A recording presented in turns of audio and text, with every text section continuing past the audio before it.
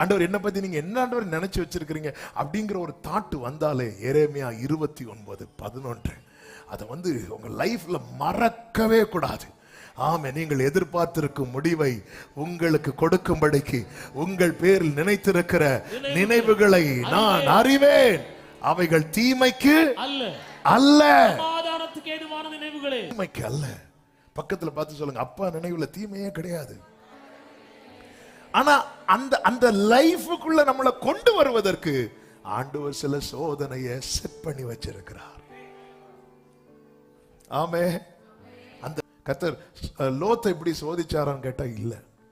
ஆனா லோத்துக்கு வந்த சோதனை என்பது அது ஃபைனல் சோதனை, முடிஞ்சது.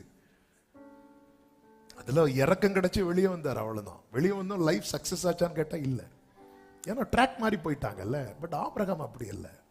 ஆபிரகாம் சோதனையில் என்ன விசேஷம் தெரியுமா? அவரும் கூடவே டிராவல் பண்ணிட்டு இருப்பார்.